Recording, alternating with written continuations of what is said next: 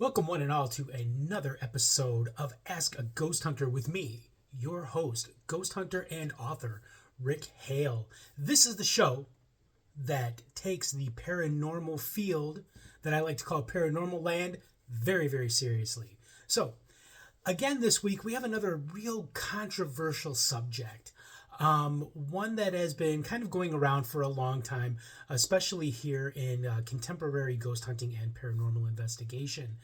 And it's one that's a question that I've actually been asked quite a bit. Rick, should children go on paranormal investigations? So allow me to just preface this whole show with this. I am not going to tell anyone how they should raise their children. I mean, I'm a father myself. I know what I can do with my own son, and I know what he is capable of, and I know his maturity level. And I think that I would actually, he's 15 now, I think that I would be able to take him on a paranormal investigation. So just allow me to say this again. I am not about telling people what to do and with their own kids and how to raise them. But this really is one of those hot and button topics. So, I just want to say, like, wow, this really is a tough one. When you think of it, should children be able to go on in paranormal investigations? There really is a lot to consider with this topic. Now, I myself began researching ghosts and hauntings and cryptids and aliens at a very, very young age. I was 8 years old. And I went on my very first paranormal investigation when I was 17, when I was going into my senior year of high school. So technically, I was a child paranormal investigator. However, I am now 52. Oh, I'm going to be 52 here on March 14th. So I am 52 years old. I have 35 years now and multiple paranormal investigations under my belt. And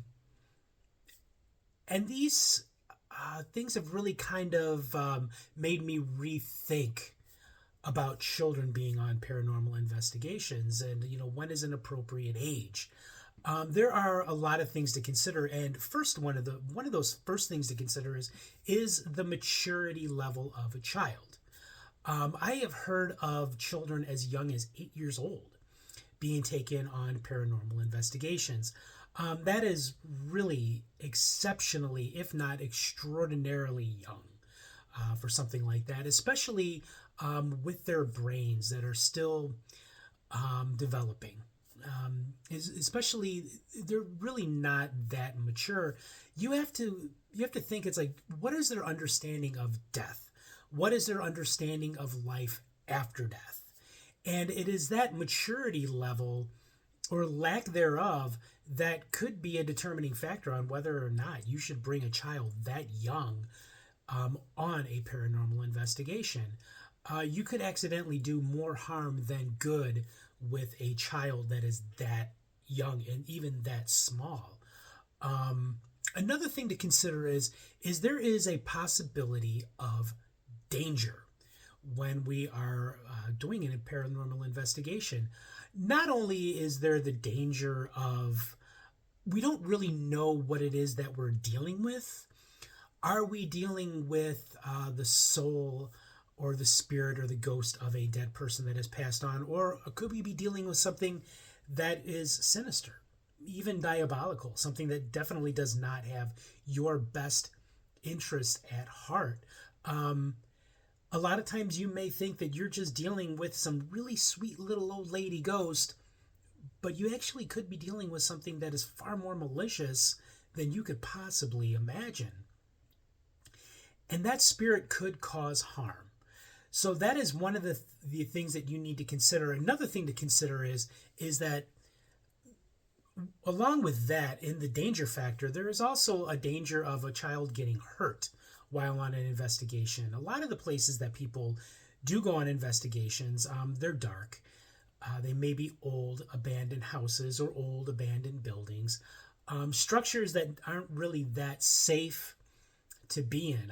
I know even for like urban exploration, A lot of these are like old structures that are pretty much falling down on themselves. And to bring a child into that kind of environment may not be the best possible thing to do.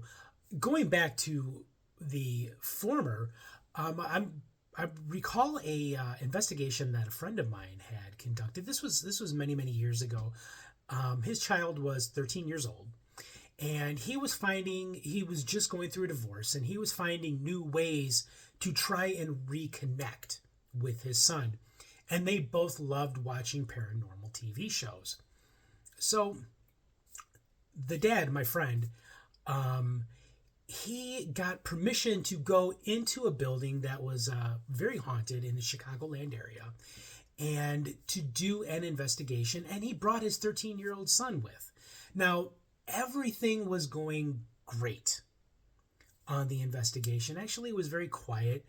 There was nothing that was going on, nothing that seemed dangerous, until the son decided that he would do something that's never really a great idea on an investigation, and that is provoking the spirits. Now, for those of you who don't know what that is, especially if you're new to the paranormal field, provoking is kind of a thing that they did on television, and even before that, people were provoking spirits. That's when you speak very harshly to try and get a reaction from a spirit.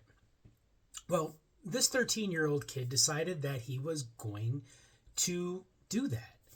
And while speaking harshly in the dark, he all of a sudden felt something grab him from behind and pull him violently to the ground. Obviously, my friend did not do this to his own son, and they were the only people in the building at the time. He was hurt. He did have to go to the hospital to get checked out. And, luckily he was given a clean bill of health and they were able to, go home after that. But there was a very negative side effect after this had occurred. He was afraid of the dark, and it actually scarred him. It actually scarred him mentally. He was afraid of the dark all the way up until his 20s. I believe he should be in his early 30s now. And I kind of lost track of my friend over the years, so I don't really want to get into what his name was. However, so that is kind of a dangerous thing to do. You have to consider the safety of a child, not only their maturity level, but you also have to consider their safety when in these older buildings, and even what kind of a spirit it is that they're possibly dealing with. And, like I always tell people, you can't do those things that you see on television. Be very respectful of the spirits when you are in a allegedly haunted place, because you never really know what you are dealing with. So, with that being said, there is another question that is involved in this, and it's a really good one. What about taking your child on a ghost tour or a ghost walk? In many major cities, right here in Chicago, we have several ghost tours and ghost walks, and they're a lot of fun, man. They take you to these haunted places that have a history of being haunted, and they take you on a walk through, tell you some really awesome spooky stories, and then you get to go home. So, but what is the difference between a ghost tour and an investigation? Well, like I said, with a ghost tour, you're just being told spooky stories. The chances of anything actually happening are very, very slim. Although I have taken a ghost tour at the Stanley Hotel in Estes Park, Colorado. This was back, I want to say, in 2012, 2013. We were there visiting my wife's brother-in-law, and we had a door slam on its own in the basement. And of course, I immediately went into investigation mode and jumped up, checked the door, make sure that there was no shenanigans that was going on, no hidden triggers, no hidden springs, anything like that. There was nothing. So I'm going to chalk that up as being something that paranormal that actually happened while on a tour. So the difference between going on a tour and doing an investigation, on an investigation, you are actively communicating with something that is unseen.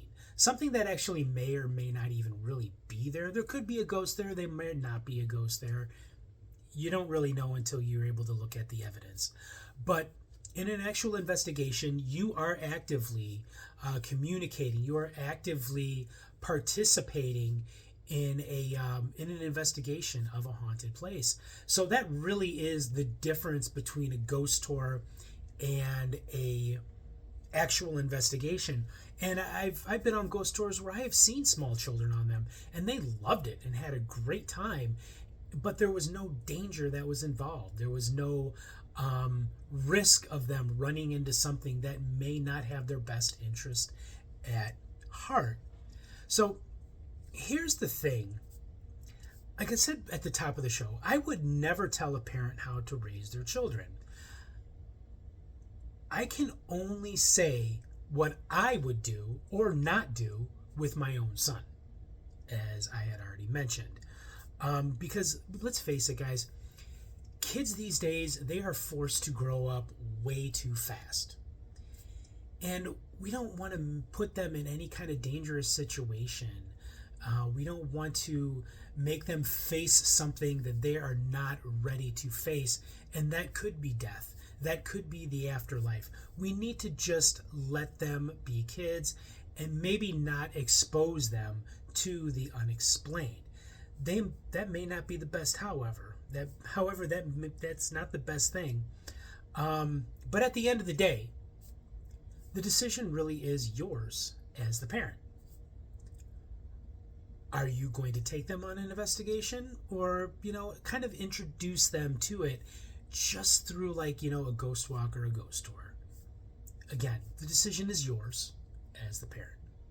So I want to say thank you to everyone for joining me again here at Ask a Ghost Hunter with me, your host, Ghost Hunter and author Rick Hale. I'll be back next week with a new topic to talk about and discuss. And I really want people to see these videos on TikTok and Instagram and Facebook. And I'm going to try, and even on YouTube, and I'm going to try to start putting them on Reddit as well. I really hope that people will comment and, ask their own questions. Hopefully there's something that I can answer. And if I can't answer, I can always look into it and then find that answer for you. So thank you so much again for joining me here at Ask a Ghost Hunter. I am Rick Hale. And as always, stay spooky.